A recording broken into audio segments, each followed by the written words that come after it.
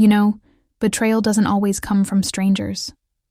Sometimes it comes from the people you trust the most, the ones who sit next to you when you're crying, who celebrate with you when you're happy, who promise they'll always have your back.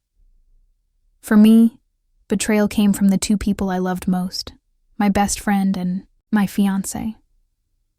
And their betrayal cut so deep that it nearly broke me. But instead of falling apart, I decided to stay calm, think carefully, and make sure they would never forget what they did to me.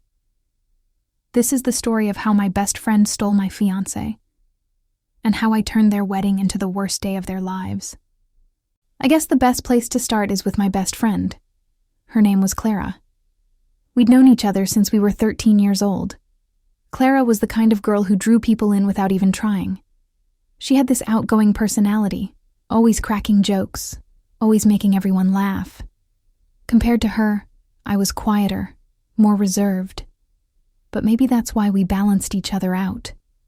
We'd spend hours on the phone after school, swap clothes before parties, share secrets that we swore we'd take to the grave. I never imagined there could be a world where she wasn't on my side. Fast forward to when I was in my 20s. That's when I met Daniel. He was everything I wanted in a partner, kind, thoughtful, and steady in a way that felt safe. He wasn't flashy, he wasn't the loudest guy in the room, but he made me feel like I mattered. From the very beginning. Clara was there, cheering us on. She would tease me about how Daniel looked at me, or how I lit up when I talked about him. She was the first person I called when he proposed, and she cried right alongside me when I showed her the ring. To me, it felt like life was aligning perfectly. I had my soulmate, and I had my best friend, and both of them were happy for me, or at least, that's what I thought. It's strange how betrayal sneaks up on you. You don't notice it all at once. It's like a slow leak in a pipe. You only realize the damage when the floor caves in.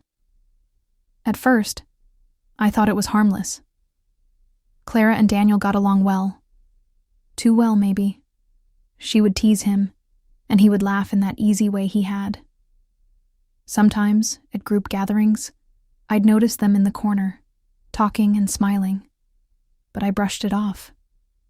After all, wasn't it a good thing that my best friend and my fiancé got along? What could be wrong with that? But then came the little things. One night, Daniel and I were out with friends, and he quoted something Clara had said to him earlier in the week. I remember thinking, wait, when were the two of you talking? He hadn't mentioned running into her. Then I started noticing more of those slip-ups. Inside jokes they shared that I wasn't part of. Moments where they exchanged a glance across the room. I told myself not to be paranoid. Clara was my best friend.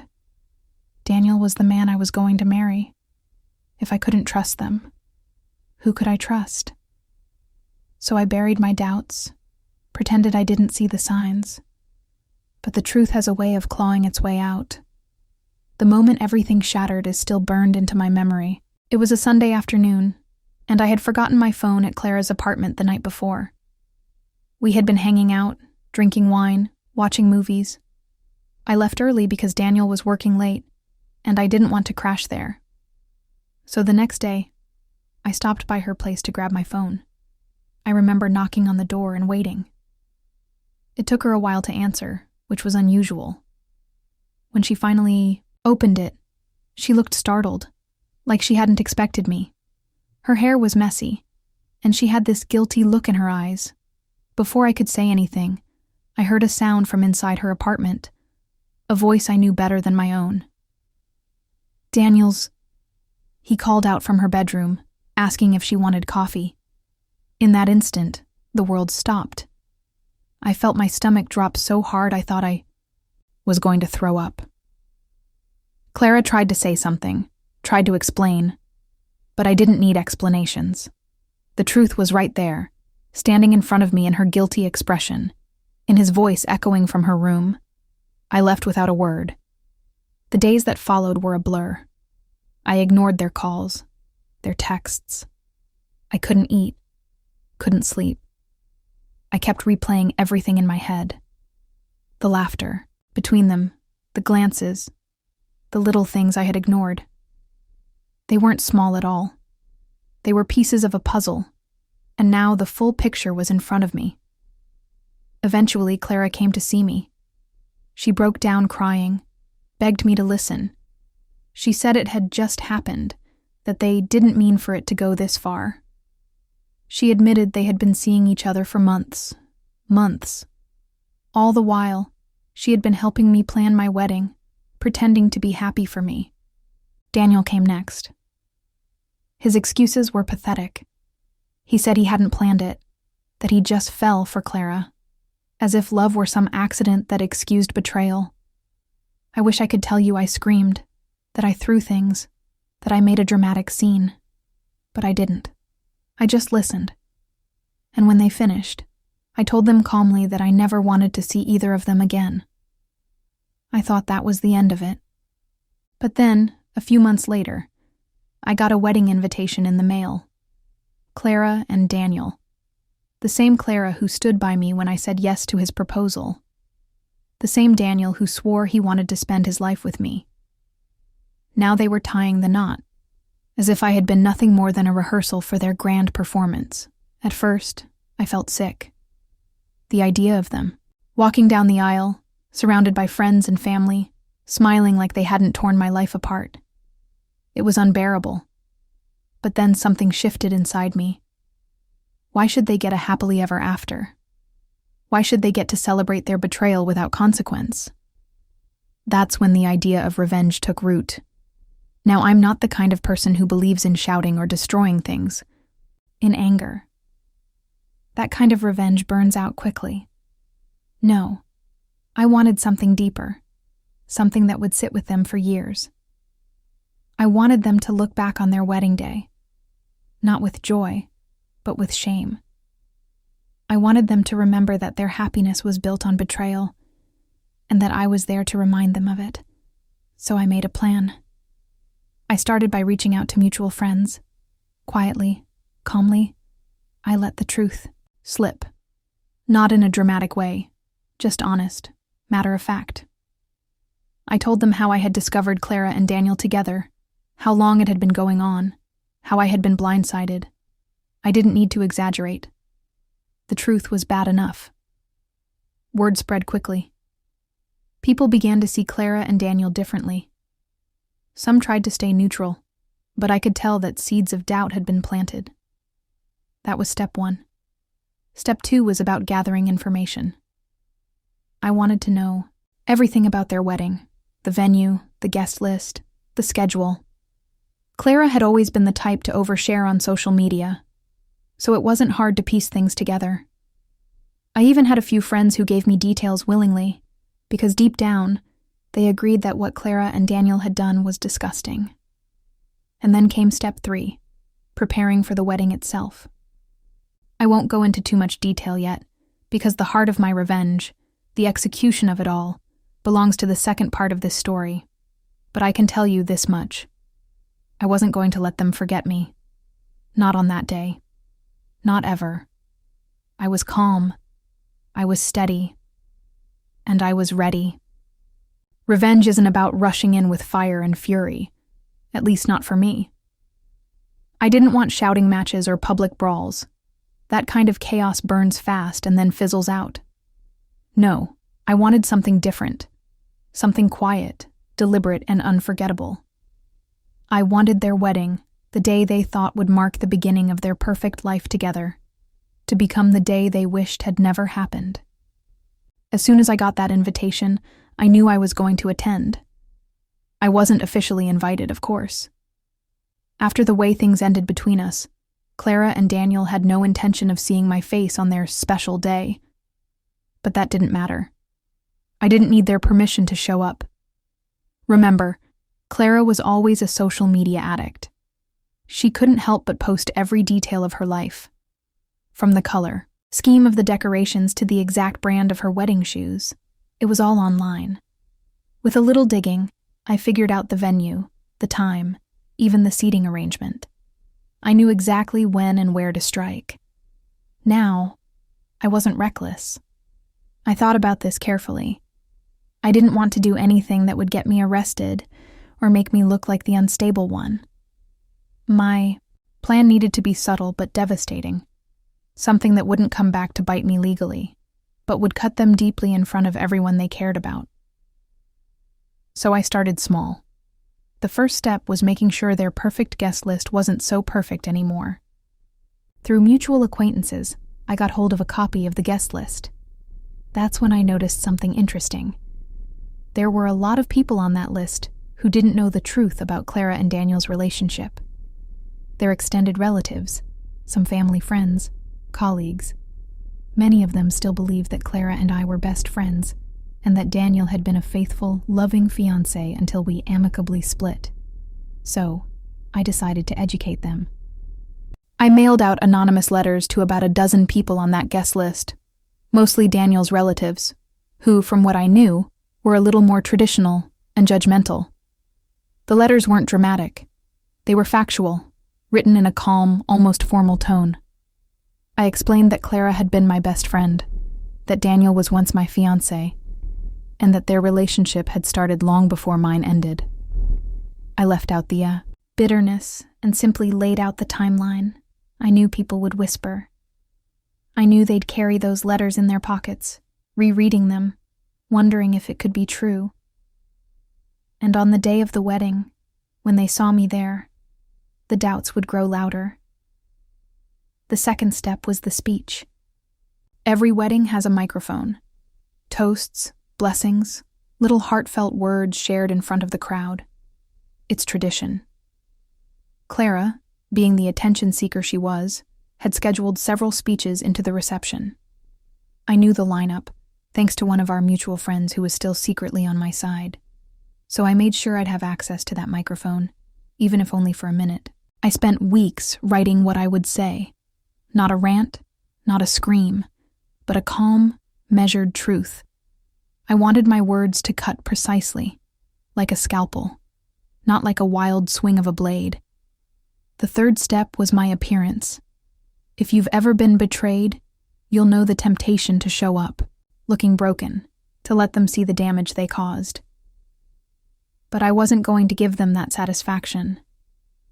No, I wanted to look unshaken. I wanted them to look at me and see the version of myself they couldn't destroy. So I wore a dress that was simple but elegant, something understated, in a deep shade of blue that made me feel powerful. I styled my hair carefully, put on just enough makeup to highlight my confidence. When I looked in the mirror before leaving that day, I smiled. I didn't look like the ex-fiancé who had been discarded. I looked like the ghost of their guilt, walking into their fairy tale. The day of the wedding arrived. The venue was decorated beautifully. I'll give Clara that. White roses everywhere, golden accents, a string quartet playing, softly as people took their seats. On the surface, it was perfect. But beneath that perfection, I could already feel the cracks forming. I caught the whispers almost as soon as I walked in. People noticed me. Some looked confused, others uncomfortable. I could tell that some of the guests had received my letters because their eyes lingered on me just a little too long, filled with curiosity or suspicion. I didn't rush to explain myself. I just smiled politely, took my seat, and let the tension build on its own. When Clara walked down the aisle, I watched her carefully. She looked radiant, yes, but also nervous. I wondered if she had heard that I might show up. Her eyes darted across the crowd, and for a brief second they landed on me. The smile on her face faltered. Only for a moment, but I saw it. And that was enough to make me feel like I had already won something. Daniel's expression was harder to read. He looked straight ahead, trying to focus on the ceremony. But his jaw was tight. And when he finally risked a glance in my direction, the color drained from his face. Good. The ceremony went on as planned. They exchanged vows, kissed, and everyone clapped. On the outside, it looked like a celebration. But I knew better. I knew the undercurrent of unease had already begun. And I wasn't done yet. The real storm was waiting at the reception. At the reception hall, the toasts began. Family members took the microphone, sharing funny childhood stories and, well, wishes.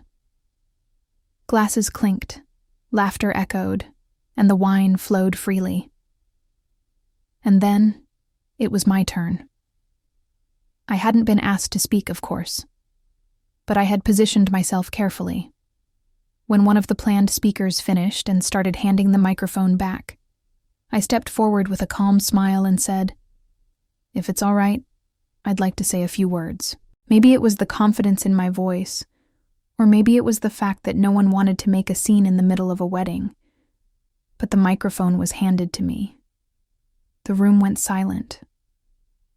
I looked around slowly, letting my gaze fall on Clara and Daniel. They both looked like they wanted to melt into the floor.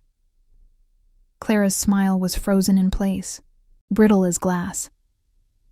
Daniel's face was pale, his hand tightening around hers. I took a breath and began.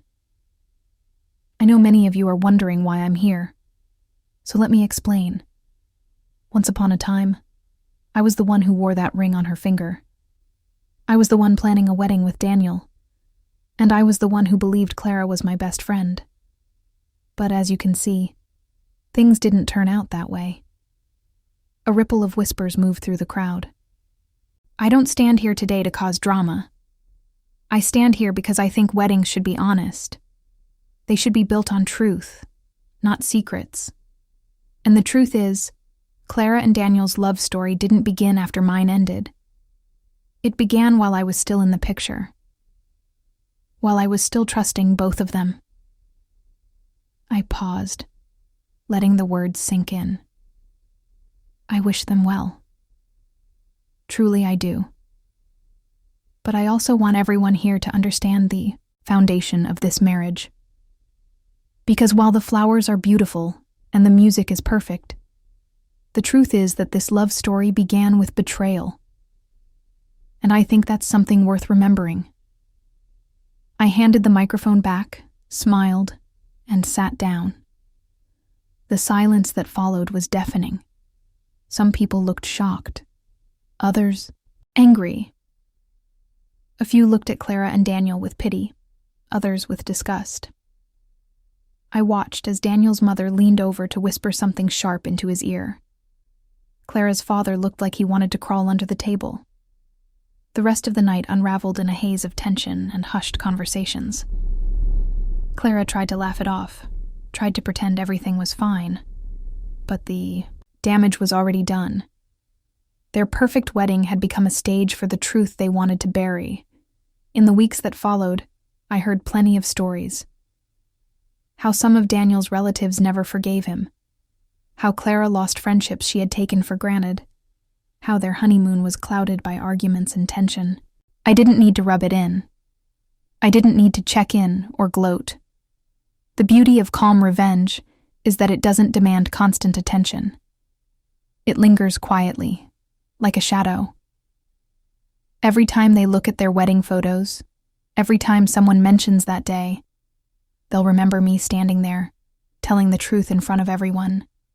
That's the kind of revenge that lasts. And that, my friend, is how I turned my best friend's wedding into her worst nightmare. Not by shouting, not by fighting, but by staying calm, telling the truth, and letting it echo through the walls of the life they tried to build on lies. If you've stayed with me until the end of this story, thank you. These stories aren't just about revenge. They're about strength, patience, and the quiet power of staying composed when others expect you to fall apart. If you enjoyed this, I'd love for you to like this video, share it with someone who might need a reminder of their own strength, and subscribe to my Calm Revenge for more stories like this one. Because sometimes, the calmest voice carries the sharpest truth.